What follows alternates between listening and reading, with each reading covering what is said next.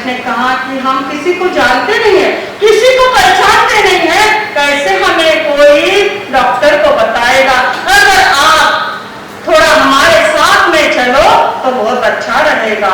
वह व्यक्ति उनके साथ में गया, डॉक्टर को बताया, डॉक्टर ने दवा दी।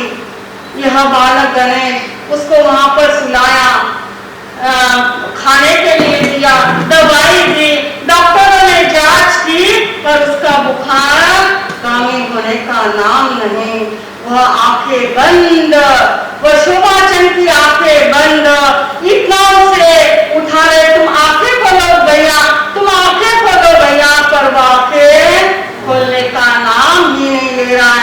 डॉक्टर ने बहुत इलाज किया पर कुछ हुआ नहीं हुआ। डॉक्टर ने समझ लिया अब यह चला गया है। माता पिता का साया उठा, भाई का भी साथ छूटा, बीच मझधार में नैया गणेश की, यही कर्म कमाई परम पूज्य गुरुदेव की। हम कथा सुनाते गुरु गणेश भगवान की, ये गौरव दाता सद्गुरुनाथ महान की, ये गौरव दाता सद्गुरुनाथ महान की। डॉक्टर ने समझ लिया कि यह तो अब इस संसार में नहीं रहा, यह अब हमारे हाथ में नहीं रहा। लोगों ने कहा, लोगों ने भी समझ लिया, सारे लोग वहां पर जमा हो गए, 5-10 लोग, उन्होंने कह दिया इसे नीचे रख दो। बालक गणेश को कहा अपने भाई को नीचे रख दो, तो वो गणेश कहने लगा मेरा भाई है, मेरी गोद है, मैं क्यों इसे नीचे रखूं, मैं अपने भाई को अपने गोद में सुला सकता हूं, मैं नीचे नहीं रखूंगा। पर क्या सभी ने जबरदस्ती से उसे नीचे सुलाया और यह बालक गणेश भी समझ गया अब मेरा भाई भी संसार में नहीं रहा है, यह भी क्या हो गया, दुनिया छोड़ करके, मुझे छोड़ करके इस संसार से चला गया है। वह बार बार से कहने लगा भैया तुम आंखें खोलो, आंखें खोलो, हम आगे बढ़ेंगे, हम आगे जाएंगे, चलो मैं तुम्हारा ध्यान रखूंगा, चलो उठो हमें आगे जाना है। पर वह कहाँ आंखें खोलने वाला है, नहीं खोला। और सारे लोगों ने जबरदस्ती से जो क्रियाएं करनी थी वह सब कर ली और यह बालक गणेश सोचने लगा कैसा समय है, कैसा काल है, इस काल में मेरे माता को लेकर के गया है, इस काल में मेरे पिता को लेकर के गया है और इस काल में मेरे भाई को भी लेकर के गया है। अब क्या करूं मैं, अब क्या करना चाहिए? हाँ, कोई दूसरा व्यक्ति होता तो क्या सोचता कि मुझे भी अब इस संसार में रह करके क्या करना है।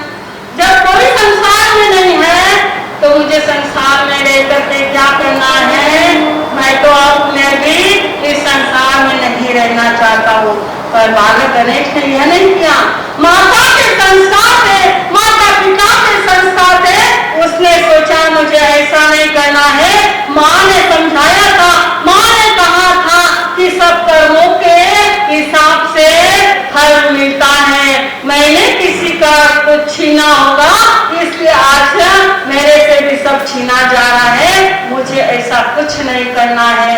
अब बालक गणेश कितने रह गए, अकेला रह गया, अकेला। अब मुझे यहाँ पर भी नहीं रहना है, अब अगर यहाँ पर रहूंगा तो मुझे अपने भाई की याद आएगी। वहां से निकल गया चलते चलते। अब मुझे इस राजस्थान में नहीं, मुझे महाराष्ट्र में जाना है। महाराष्ट्र में चलते चलते महाराष्ट्र में पहुंचे।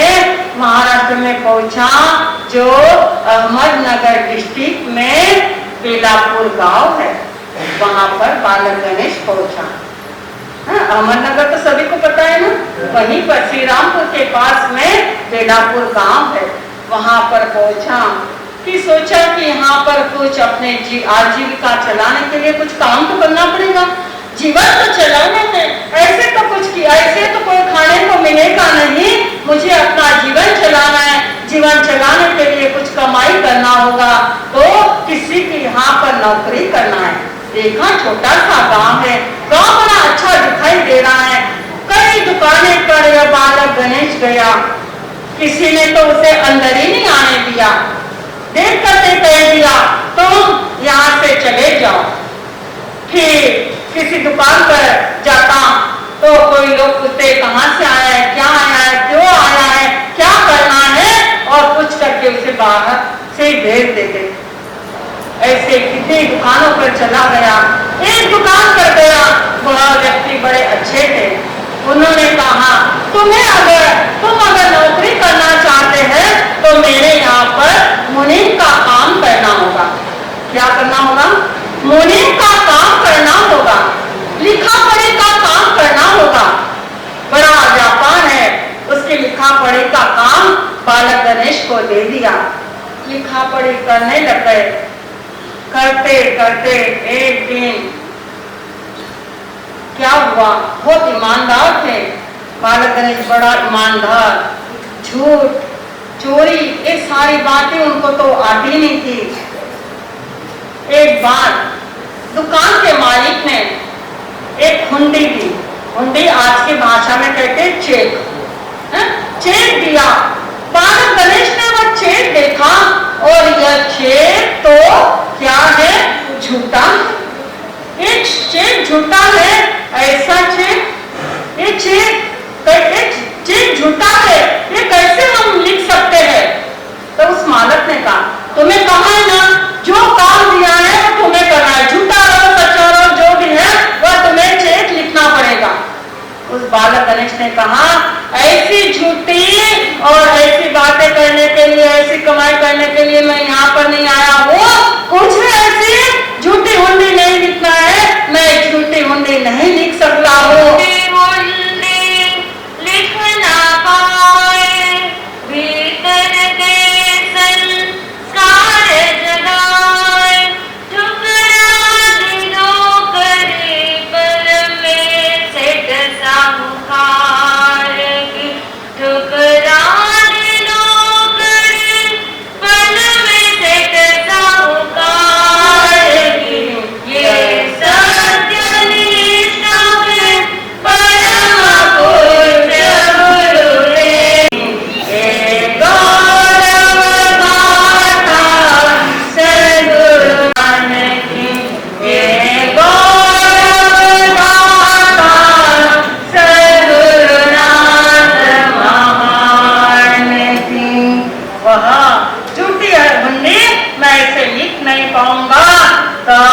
मालिक ने कहा जो 21 महीने हो गए थे नौकरी करते करते, कितने महीने? 21 महीने बालक गणेश को हो गए थे। उसी समय पर वह पेन कागज डायरी वहीं पर रख दी और निकल गए। ऐसा मुझे हुंडी नहीं लिखना है। उस मालिक ने कहा जाकर के कहाँ जाएगा, जाके कहाँ जाएगा, वापस आएगा। वह गया, एक बार वापस चला गया तो वापस पीठ दिखाई तो वापस नहीं आया। गया वहां से वह बालक गणेश निकला के पास में मनवार, वहां यहाँ पर नौकरी मुझे नहीं करना है। नौकरी करके मुसलमान व्यक्ति को कहा, उन दुकान के मालिक को कहा कि ऐसी ऐसी सारी बात है, अगर आपको मेरे पर विश्वास है तो आप मुझे थोड़ा सा माल कपड़ा दे दीजिए, थोड़ा सा माल दे दीजिए, मैं यह बेच करके वापस आपके पैसे आपको दे दूंगा। उस व्यक्ति ने, मुसलमान व्यक्ति ने देखा, उसका चेहरा देखा, उसके बोलना देखा और यह तो लगता है बड़ा अच्छा है, तेजस्वी है, अच्छा व्यक्ति दिखता है। विश्वास किया और उस बालक गणेश को जितना कपड़ा चाहिए था वो कपड़ा उसको दे दिया। इसकी बड़ी मनमानी थी, जितना कपड़ा लिया वह 2 दिन में पूरा बेच दिया, मुनाफा हुआ और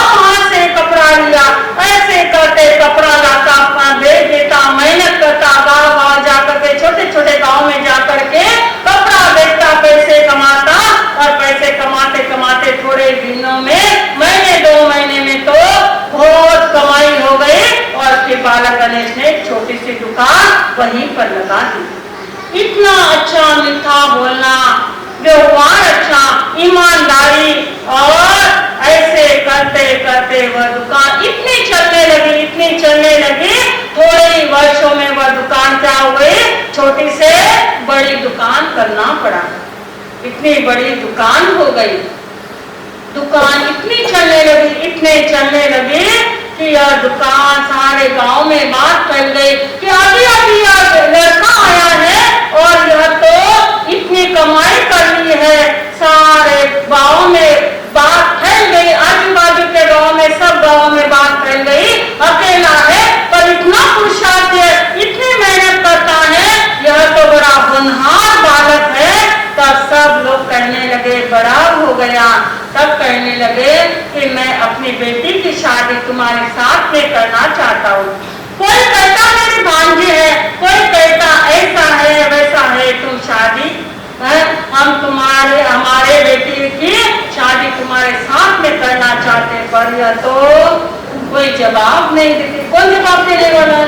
कोई परिवार में हो तो जवाब देगा, वह तो कुछ नहीं करते। वह यह सोचते क्या मैं सबको ना कर रहा हूँ, पर मेरा लक्ष्य क्या है? वह सोचते ये मेरा लक्ष्य नहीं है, संसार मेरा लक्ष्य नहीं है, शादी मेरा लक्ष्य नहीं है, यह लक्ष्य नहीं है तो मुझे कौन सा लक्ष्य है? तब वह बात सुनते सुनते नासिक में एक नगर शूल गांव है, वहां के खेमराज जी बापना आए। खेमराज जी बापना आए, उन्होंने इस बालक का, गणेश का नाम बहुत सुना, बहुत अच्छा लगा यह सुन करके वहां पर आए। तब खेमराज जी बापना ने कहा, बालक गणेश को कहा, मैं तुम्हें अपना बेटा बनाना चाहता हूँ, मैं तुम्हें दत्तक लेना चाहता हूँ। वह बालक गणेश कहने लगा, मैं इस जन्म में 2 पिता बनाऊं, यह हो नहीं सकता है, मैं ऐसे 2 पिता कभी भी नहीं बना सकता। जब 7 साल के थे बालक गणेश, तब ऐसी बात आई कि उनके जीवन में किसी ने कहा था कि मैं तुम्हें दत्तक लेना चाहता हूँ। तब 7 वर्ष की उम्र में भी बालक गणेश ने कह दिया कि नहीं, मैं 2 पिता इस जन्म में नहीं बना सकता। अब मैं कैसे बना सकता हूँ? नहीं, मैं 2 पिता नहीं बना सकता। तब वह खेमराज जी बापना चले गए। थोड़े दिन बाद वापस वह खेमराज जी बापना आए और बालक गणेश को कहा, तुम बेटा नहीं बनना चाहते हो, तब मैं तुम्हें अपना जवाई बनाना चाहता हूँ। मेरे भाई की बेटी है, उसके साथ में तुम शादी करो, मैं तुम्हें अपना जवाई बनाना चाहता हूँ। बालक गणेश ने कुछ नहीं कहा, क्या करे, क्या कोई जवाब नहीं दिया, नीचे मुंह कर लिया। खेमराज जी बापना ने सोचा, शायद मौनम स्वीकृति, मौन है तो इनका क्या है, मन है। हाँ, उसी समय पर तिलक लगा दिया, नारियल दे दिया, जो देना था, जो रस्म करना था वह कर दी। और खेमराज जी घर पर जाकर के कह दिया, वह बेटा नहीं, मैंने क्या कर दिया है, उसे अपना जवाई बनाया है, जवाई बनाना चाहता हूँ। और चले गए। थोड़े क्या हुआ, 1-2 दिन बीते और यह बालक गणेश घर में सोया था तो रात को पेट में इतनी पीड़ा हुई, पेट दुखने लग गया, उधर शूल हो गया, पेट दुखने लग गया। घर में तो कोई है नहीं, कोई दवाई देने वाला भी नहीं है, कोई पानी पिलाने वाला भी नहीं है, अब कैसे क्या करे? तब उसने विचार आया कि मेरे माता जी भी क्या हो गए, ऐसी पीड़ा में चले गए, पिताजी भी ऐसे ही चले गए, भाई भी ऐसा ही चला गया, क्या मेरा भी जीवन ऐसा ही चले जाएगा? क्या किसी के लिए मेरा जीवन है? यह मनुष्य जन्म मुझे मिला है, क्या मैं भी ऐसे चला जाऊंगा? तब उन्होंने चिंतन किया, विचार किया। किसके समान विचार किया? अनाथी मुनि के समान विचार किया। क्या किया था अनाथी मुनि ने? अगर मेरे आंखों की वेदना शांत हो जाए तो मैं क्या करूंगा? संयम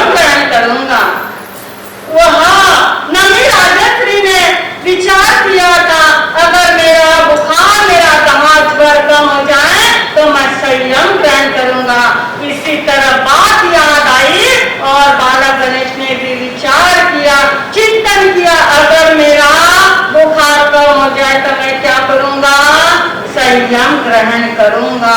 जैसे विचार किया, चिंतन किया, भावना भाई, तो ऐसी बाल गणेश को नींद आ गई, एकदम मस्त नींद आ गई।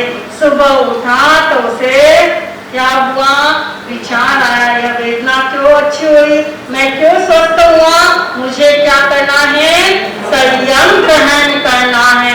बस लक्ष्य बना दिया। देखो गुरुदेव बालक गणेश ने क्या कर दिया, अपना लक्ष्य बना दिया। मुझे अब संसार में नहीं रहना है, मुझे क्या करना है, संयम ग्रहण करना है। ठीक हेमराज जी अपना आए, सारी बातें करने लगे। तब उसने बालक गणेश ने कहा, अब मुझे शादी नहीं करना है, मेरा लक्ष्य है, मुझे दीक्षा लेना है, मुझे जल्दी से जल्दी आज्ञा दो, मुझे संयम लेना है, संसार में नहीं रहना है। तब अपना जी कहने लगे, अगर तुम्हें संयम लेना है तो उस गुरु की खोज करो, सच्चे गुरु की खोज करो। सच्चे गुरु जब मिल जाएंगे तब तुम दीक्षा लेना। तब वह बालक गणेश ने सोचा, सही बात है, जब तक गुरु नहीं है तो दीक्षा कैसे होगी, गुरु नहीं है तो संयम कैसे ग्रहण कर सकता हूँ। और उसी समय पर तय कर लिया। अब समय के साथ में देखेंगे वह बालक गणेश अपने जीवन में संयम कैसे लेता है, क्या होता है, कौन से गुरु मिलते हैं, यह तो समय के साथ में देखेंगे। हमें पूज्य महाराज साहब की बात भी सुनना है। अपने जीवन में ध्यान रखो, लक्ष्य बनाओ। जैसे उस युवक ने लक्ष्य बनाया, इसी तरह हमें भी अपने जीवन में लक्ष्य बनाना है। क्या लक्ष्य है, कहाँ तक पहुँचना है, कौन कितने वर्ष तक हमें कौन से लक्ष्य तक पहुँचना है। तो जब तक लक्ष्य नहीं करेंगे तो हमारा जीवन सफल नहीं होगा। गुरुदेव की बात हम देख रहे हैं, गुरुदेव का जीवन बहुत, अभी तो उन्होंने संयम ग्रहण करना है।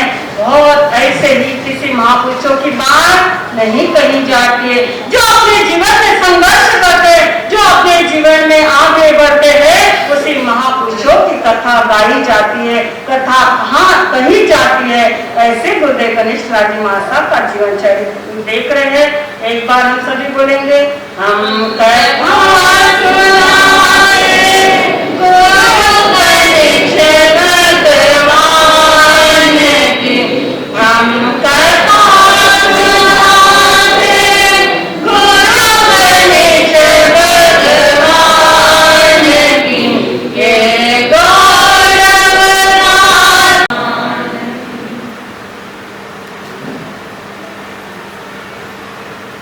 सद्गुरुनाथ की। पीछे की मैंने नींद में रही हो, एक बार बोलो, सद्गुरुनाथ की भाग्य जगे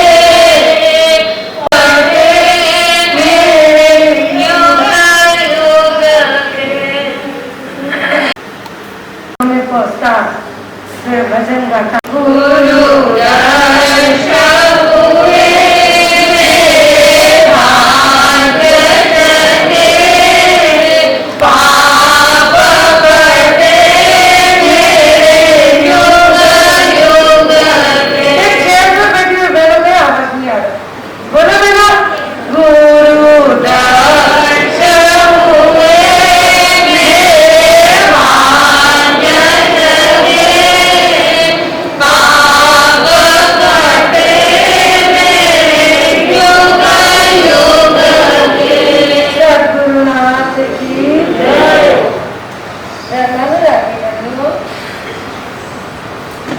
चिंतन से माताओं तथा बहनों, आप लोगों को गुरुदेव की कथा हमारे उदिता जी बता रहे। महापुरुषों की कथा मेधा को हरण करने वाली होती है। महापुरुषों की कथा जीवन के रोहों को पुलकित करने वाली होती है।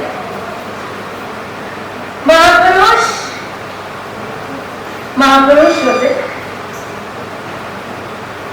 और जो कहते हैं करते तुम हो गुरुवर, नाम मेरा होता है। जो भी अच्छे कार्य होते हैं से, उनकी ऊर्जा से अच्छे काम होते हैं।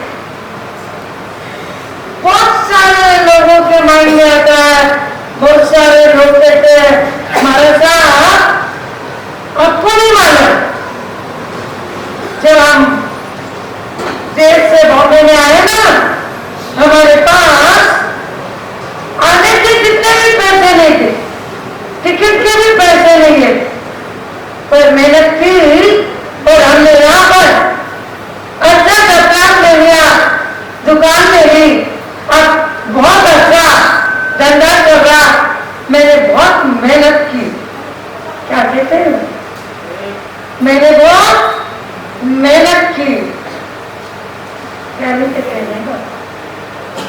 अरे तुमने क्या मेहनत की, तुम्हारे से ज्यादा मेहनत और गिट्टी फोड़ने वाले लोग कितनी मेहनत करते हैं, पूरे ऐसे धूप होती है और उस धूप में वो क्या फोड़ते हैं, गिट्टी फोड़ते हैं।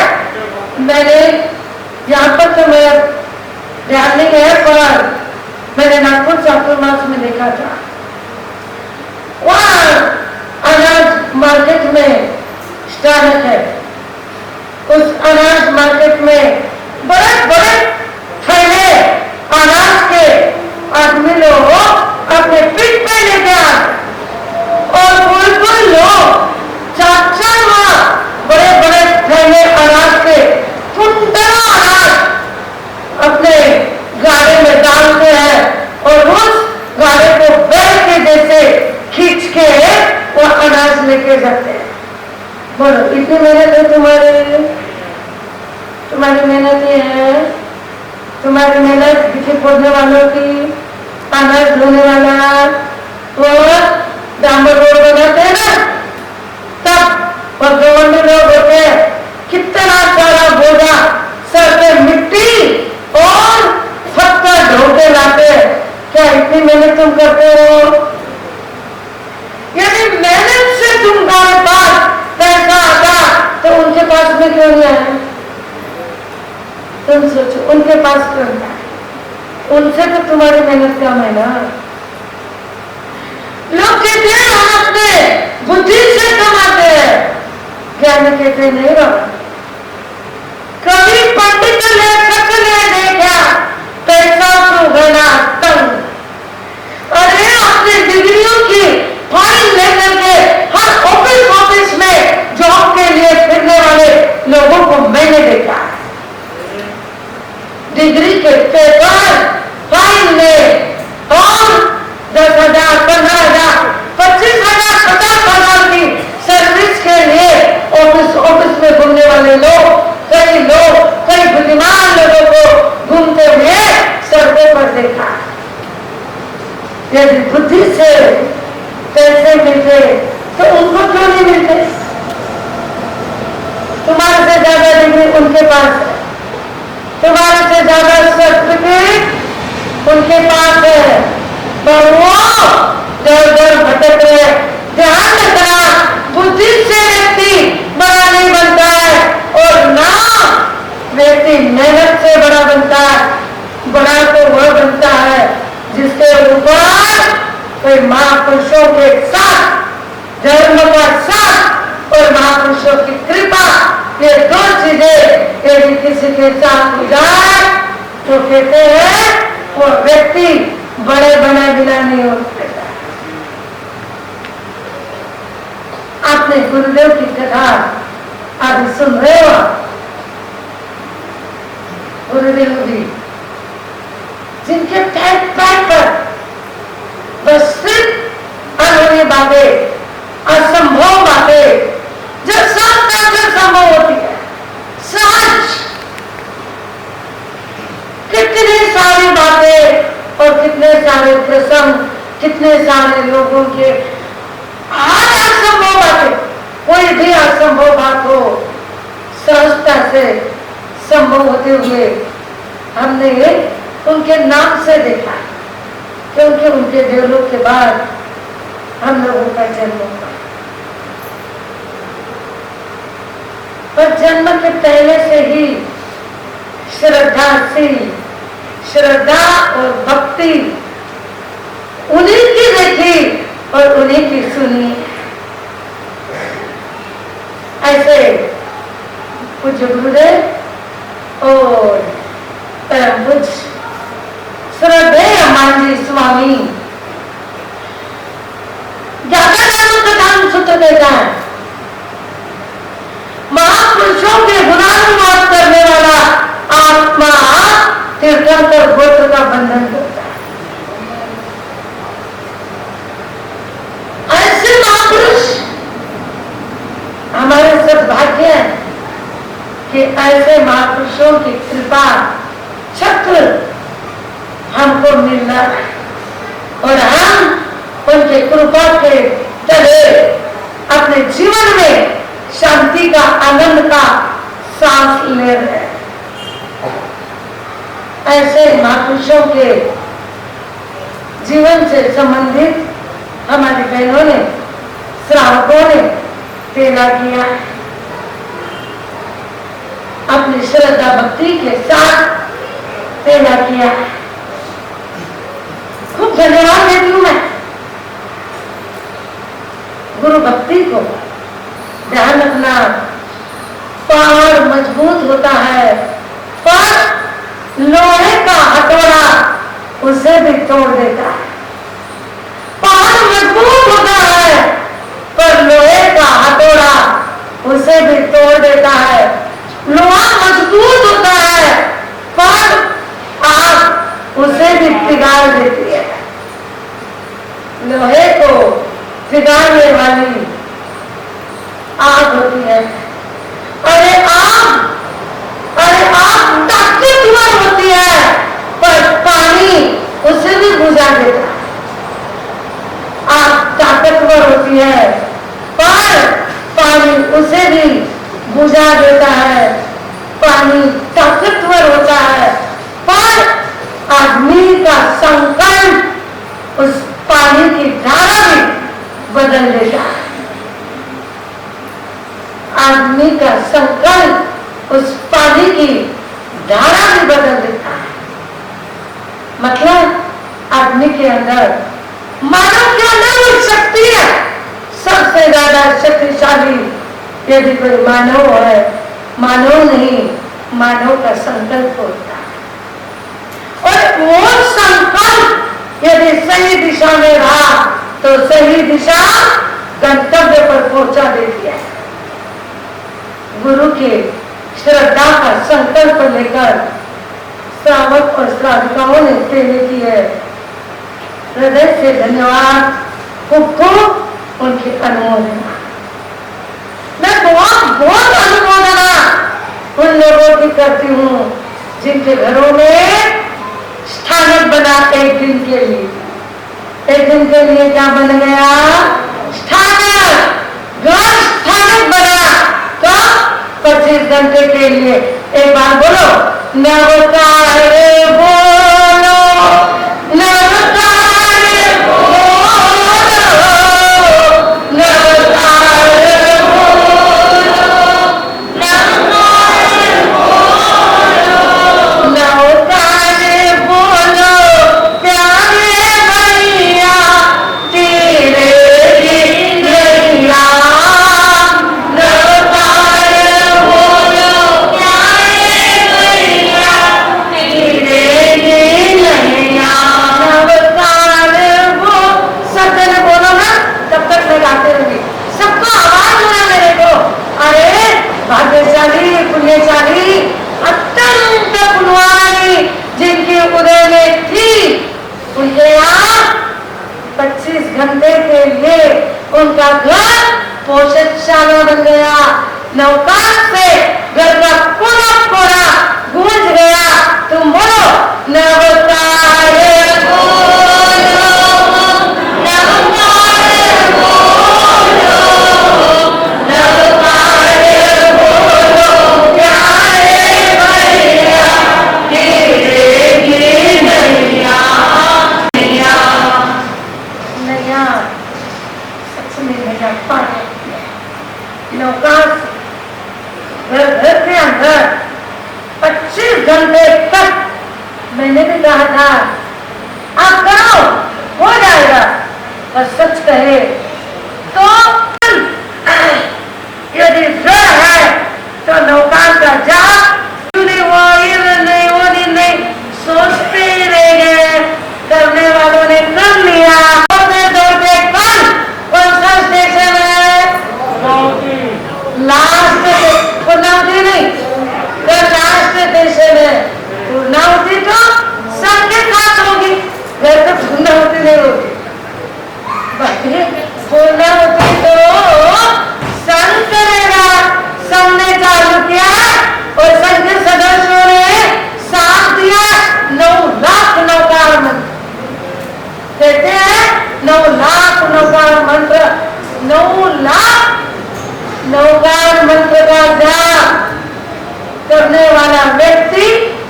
अपनी गोद में नहीं जाता।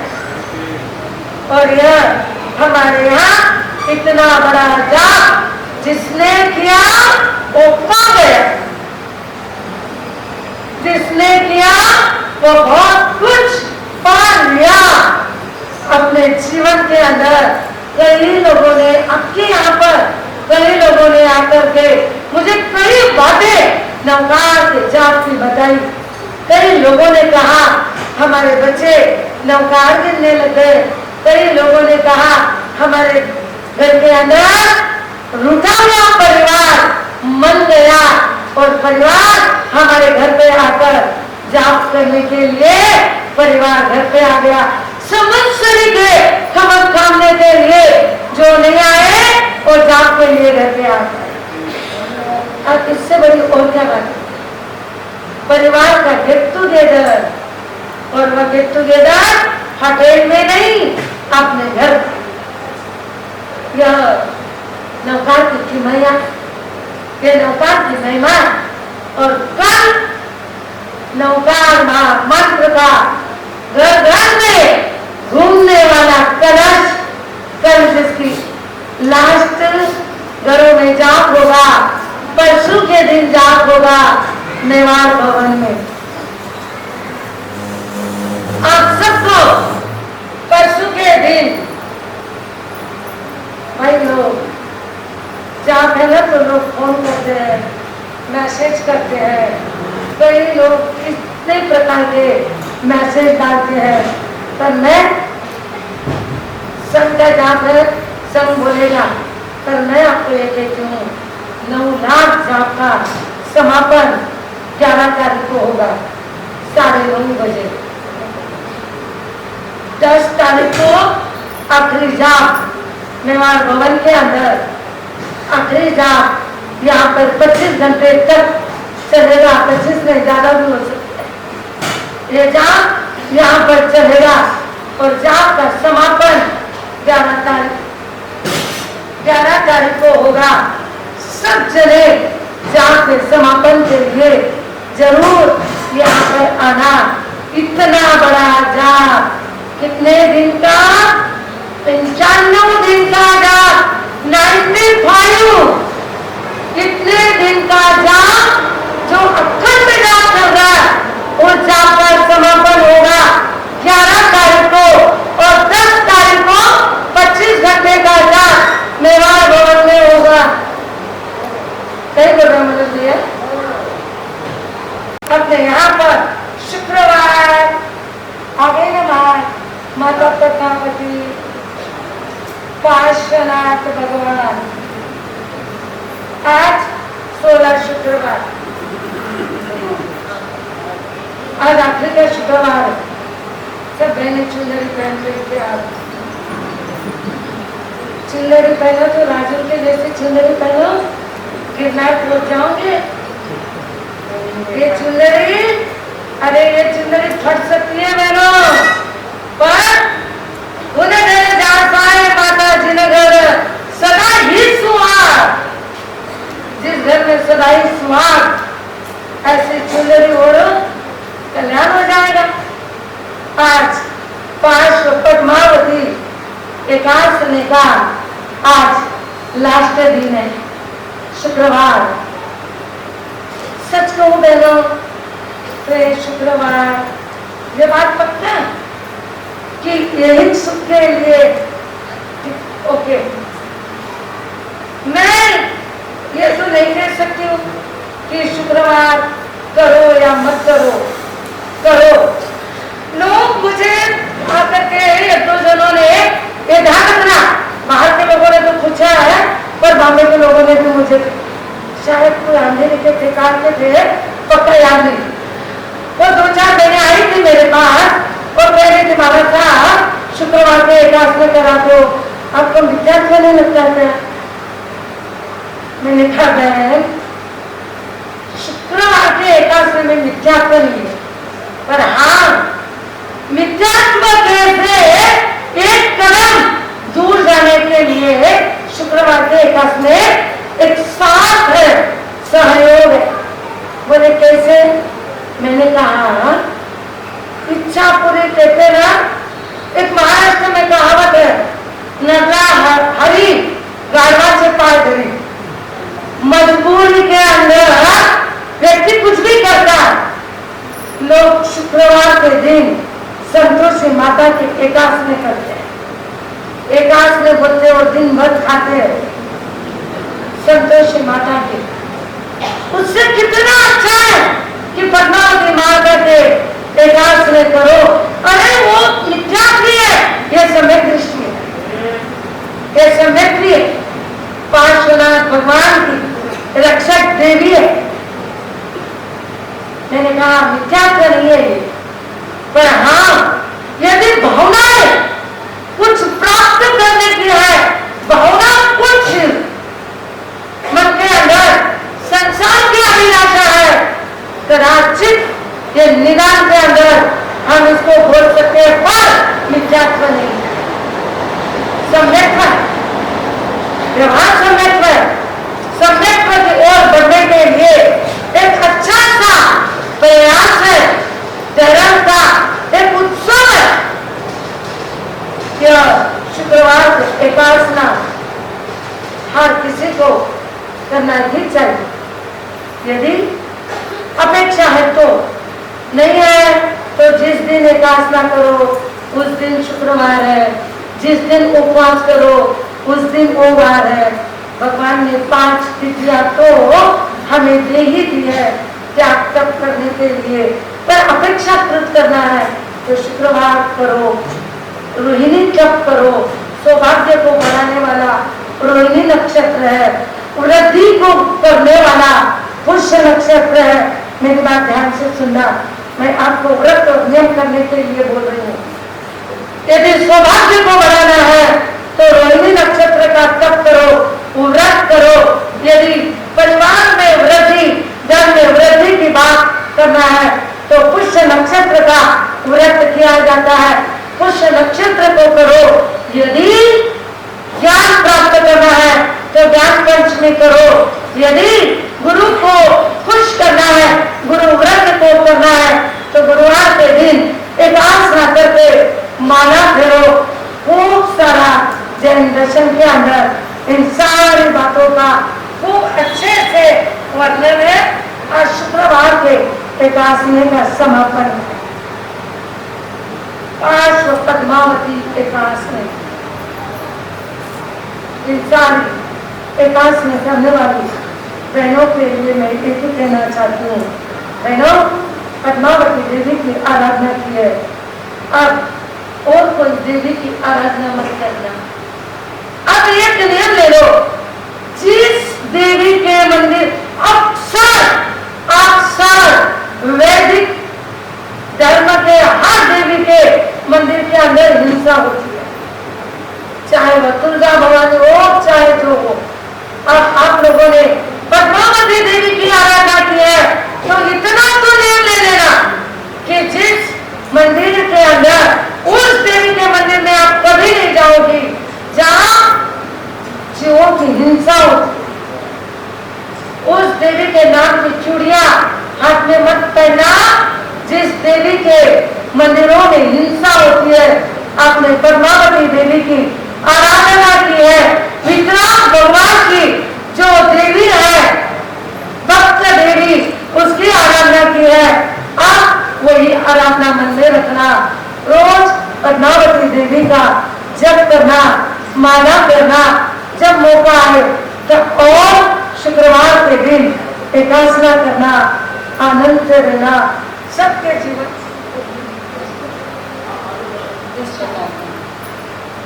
10 तारीख के दिन हमारे यहाँ पर कार्यक्रमों के साथ 25 घंटे के जाप के साथ एक कार्यक्रम है और वो कार्यक्रम है शत अवधान। शत यानी 100, अवधान यानी अवधारणा, अवधारणा यानी उसको धारण करना। कौन बात कर रहा है श्रावकों में? कोई तो बात कर रहा है। जय आत्मा आनंद देवेंद्र शिवाचार्य, जय गुरु गणेश मिश्री, जय गुरु अम्बे सौभाग्य मदन कोमल रमेश, जय गुरु निप्रेम उदमराज विजय को वंदन नमन। अत्र विराजित प्रभुला जी महाराज साहब आदि थाना आपके चरणों में सौ बार वंदन नमन। 2 मिनट है, मैं बोलते बोलते भूल गई आपकी सूचना। ये कोयला संघ के जो अध्यक्ष जी बता रहे वो बता रहे।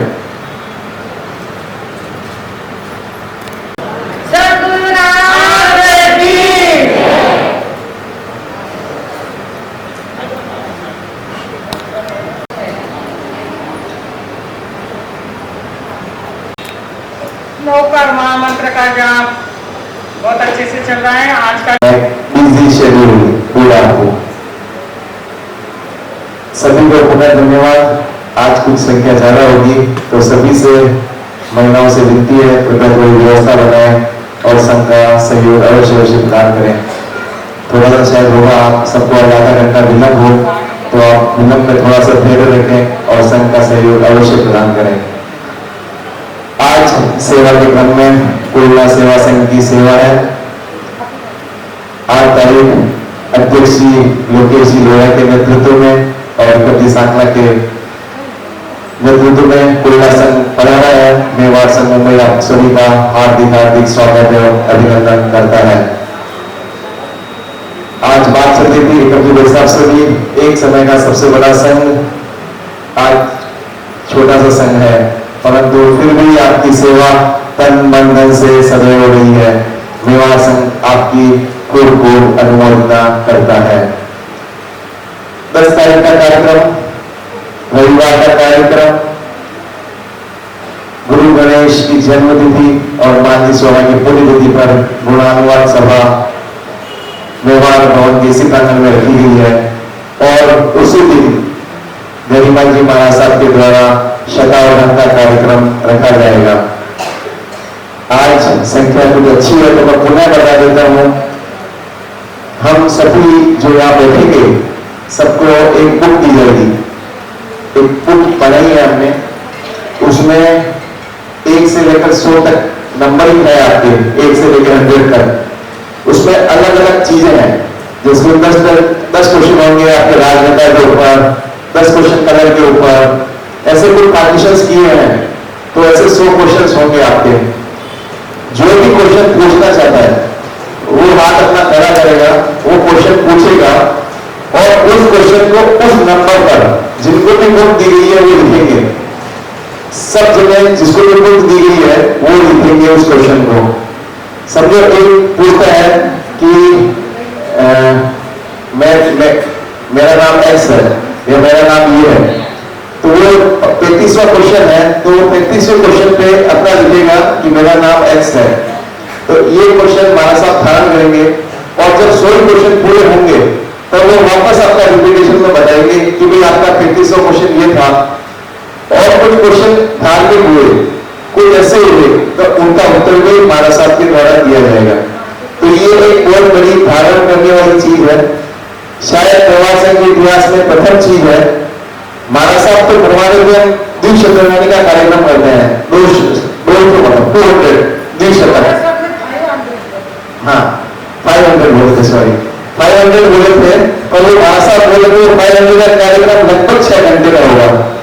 मैंने बोला महाराज साहब मुंबई की बहुत व्यस्तता, शायद इतनी इजाजत नहीं देगी 5-6 घंटे का समय शांतिपूर्ण करने से, तो हमने मिनिमम 1.5 घंटे का कार्यक्रम रखा है 100 क्वेश्चन का। तो आप इस कार्यक्रम को देखने के लिए धैर्य के साथ जरूर पधारें। वर्ग धैर्य के साथ, क्योंकि वो महाराज साहब ने भी फरमाया है बिल्कुल एकाग्रचित होकर महाराज साहब को धारण करना है 100 क्वेश्चन के आंसर। और शायद उनके लिए नई बात नहीं है, उन्होंने बहुत बार ये कार्यक्रम किया है और बहुत बार उन्होंने अधिक बार भी आराम से हो जाएगा। तो आप सभी से पुनः मेरी विनती है, आप इस चीज को अवश्य ध्यान रखें। एक नया कार्यक्रम, शानदार कार्यक्रम होने जा रहा है, आपकी उपस्थिति सादर प्रार्थनीय है। सभी को पुनः आज जो व्यवस्था है कसम की आप लेकर बना रहे। आज माननीय स्वामी और गुरु गणेश के जन्म दिवस पर तिलक रखा गया था, उसके भी जिन्होंने भी तिलक किया है आज उनका पालना हुआ है। मेवाड़ से मुंबई उन सभी की सुख साता पूछते हुए पुनः तिलक की और पालना की अनुमोदना करता है। सभी को पुनः पुनः धन्यवाद। कुल्ला संघ से मैं लोकेश जी को आमंत्रित करूंगा, कृपया पधारे और अपना वक्तव्य प्रदान करें। लोकेश जी साहब बोला। संवत्सरी का महापर्व की सेवा का भी हमें मौका मिला है और कुल्ला संघ के सभी सदस्य अच्छी उपस्थिति में 4-8 तारीख को यहाँ पर पधारे हैं और अपनी सेवाएं प्रदान की है। हमारे उप प्रमुख श्री विक्रमलाल जी सांकला के नेतृत्व में हम सभी यहाँ पर तन मन धन से सेवा दे रहे हैं और यह चातुर्मास आध्यात्मिक दृष्टि से गोरेगांव में बहुत ही अच्छी तरह से संपन्नता की ओर जा रहा है। महासती जी महाराज साहब में 4 महीने कुछ न कुछ प्रोग्राम चालू रहता है, जैसे भक्तांबर के जाप, ये 16 एकासन, नवकार मंत्र के जाप, ऐसी विविध कार्यक्रम आपने यहाँ पर आयोजित किए हैं और चातुर्मास को 4 महीना गतिमान रखा है। मैं महासती जी महाराज साहब का खूब खूब आभार प्रकट करता हूँ और कुल्ला संघ की कोई सेवा में अनुकूलता या कुछ हुआ हो तो मैं श्री संघ की ओर से सभी से हार्दिक क्षमा याचना चाहता हूँ और महासती जी महाराज साहब से शेष काल में चातुर्मास पूर्ण होने के बाद आप कुल्ला श्री संघ की ओर से और भी आप अपने पगले कराने की कृपा करावे। जय जिनेंद्र, जय महावीर। आपकी 8 तारीख है और आप हमेशा मेवाड़ भवन में ठाक लगा देते हैं। दोनों बार इनको बड़ा मौका मिला है, उन्होंने पूरा लाभ लिया है और पुनः पुनः इनका हमेशा के लिए धन्यवाद। एक जो आज अखंड श्रृंखला में जाप की बात चल रही थी, महाराज साहब ने बनवाया था, जिन्होंने भी जाप किया है वास्तव में वो महावर कुछ दिन किसी की भी घर में जिसने करवाया दिमाग से कम नहीं था। हम भी उसके साक्षी बने, हमने भी किया था। लगभग परिवार के सभी सदस्यों का एक गेट टुगेदर हुआ और एक अच्छे तरीके से सबने जो टेंशन चलती थी कि भाई रात को 1 बजे से 5 बजे तक कौन करेंगे, वो सबसे बड़ी वो टेंशन थी, बाकी तो कुछ नहीं। और वो भी जो हमारे बच्चे थे, छोटे बच्चों ने वो गाड़ी पर बाहर लगा दिया। वो कहते ना कभी कुछ चीजें काम आ जाती है तो बच्चों का नाइट आउट जो हम सुनते हैं हमेशा, वो उस दिन बहुत काम आया बाबू। 1 बजे से 5 बजे तक उन्होंने सारा संभाला और पूरा कार्यक्रम किया। और जो कार्यक्रमों की बात चल रही थी तो शुरुआत के 2-5-10 दिन महीना भर तो कार्यक्रम गिनते थे बाबू जी, ये आज 5वां कार्यक्रम है, 8वां या 9वां है। उसके बाद तो मैं छोड़ ही दिया क्योंकि कार्यक्रम गिनना थे और 120 दिन में शायद 125-150 कार्यक्रम होंगे, हमें याद भी नहीं है। हम रात शाम को महाराज साहब से बात करके जाते हैं 4-5 बजे कि भाई साहब कुछ कार्यक्रम, बोले सब ठीक है, कल ये हो जाएगा, ओके सब रेडी। और दूसरे दिन जब हम के पौधे को सुनते हैं तो हमको 2 कार्यक्रम और नए सुनने को मिल जाता है जो हमारे को भी मालूम नहीं होता है। तो ठीक है, बहुत ही अच्छी आपकी रही है मेहनत और आपकी सिखाने की प्रवृत्ति सभी को बहुत अच्छी लगी और हम उसके मौका तो 15 तारीख को करेंगे पर समय थोड़ा तो कर लिया जाए। तो पुनः एक बार सभी को धन्यवाद। सभी जो भी मेहमान बना रहे हैं कृपया भोजन लेकर बना रहे और मेहमान संघों में अतिथि सेवा का मौका अवश्य प्रदान करें। नए चेहरे बहुत सारे नए संघों से हमारे पदाधिकारी बना रहे हैं, महिला मंडल से, कन्या मंडल से, नवीन मंडल से। मैं उन सभी पदाधिकारियों का मेवाड़ संघ मुंबई की तरफ से शाब्दिक और हार्दिक स्वागत एवं अभिनंदन करता हूँ। कार्यक्रम ज्यादा हो रहा है, सभी को पुनः हार्दिक धन्यवाद। पचका आज के एकासन गुरुराज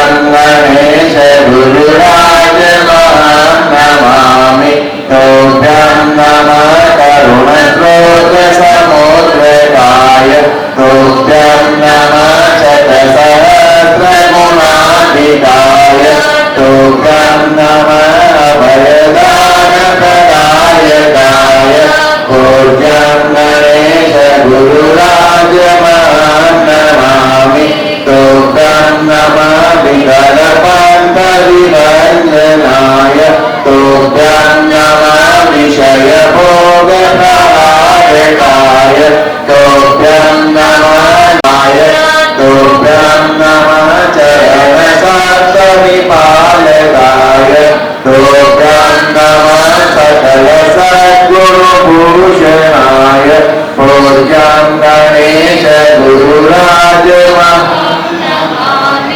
नाट्याद्भुतं भुवन पावन प्राणनाथ यत्ते कृता सतत प्राण सुरक्षणं ते यैत्यादिराग किरणे प्रविलोकिता स्वं पूज्यं गणेश गुरुराज नमामि श्रद्धांजलि मया दत्ता मानकुमार सुशिष्य समकाराय नमो नमः समकाराय नमो नमः जय जय विनिशाचन का चंद जय जय प्यारा देवानंद आरती उतारे भक्ति दीपदर्शन चंद्रो मुलक मुलक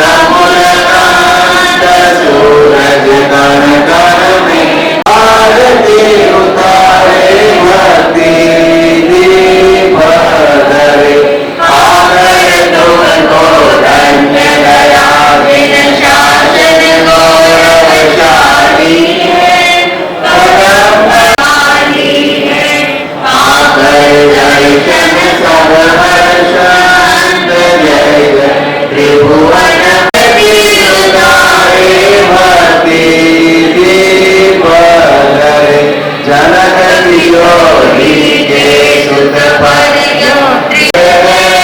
अम्बा गुरुवर मंगलम ईश संत गुणवंत सब जन धन्य उतारे भक्ति दीपधरे पद नगर की पौंडरया पर पावन धाम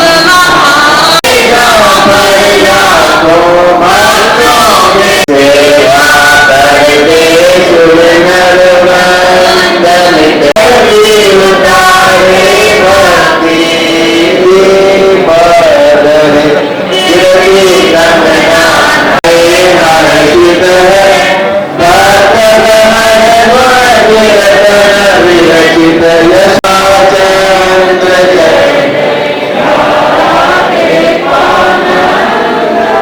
आरती उतारे भक्ति दीपधरे आरती उतारे भक्ति दीपधरे ओम सौभाग्य गुरुवे नमो नमः जय जय गुरुदेव नमो नमः मेवाड़ रत्ने नमो नमः महामंत्रिणे नमो नमः महामंत्रिणे नमो नमः पूज्य प्रवर्तक गुरुदेव 1000 कंबलाजी महाराज साहब की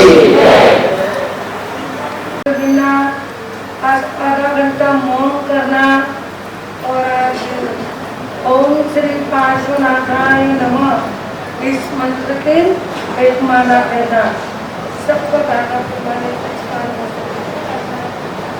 गुरु भगवान की आज्ञा से चतारि मंगलम अर्यता मंगलम सिद्धामंगलम साहु मंगलम केवली कन्नतोद मंगलम चतारि लोगत्मा पर्यंता लोगत्मा सिद्धा लोगत्मा साहु लोगत्मा केवली कन्नतोद लोगत्मा चतारि शरणं प्रवजामि पर्यंता शरणं प्रवजामि सिद्धा शरणं प्रवजामि साहु शरणं प्रवजामि केवली कन्नतो धर्मो शरणं प्रवजामि पर्यंतो का शरण सिद्धो का शरण साधुओं का शरण केवली करो की दया धर्म का शरण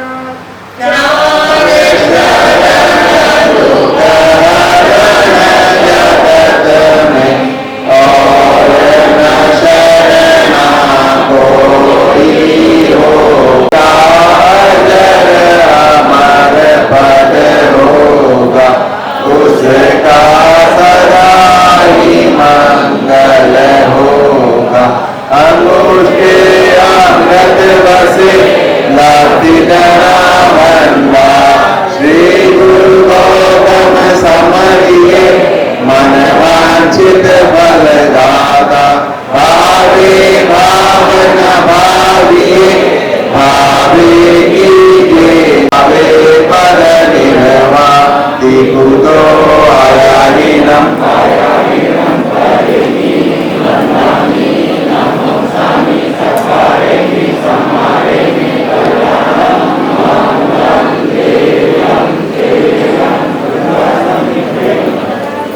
कूदो आयाहीनं पायाहीनं करेमि वन्दामि नमः स्वामी सत्कारेमि सम्मानेमि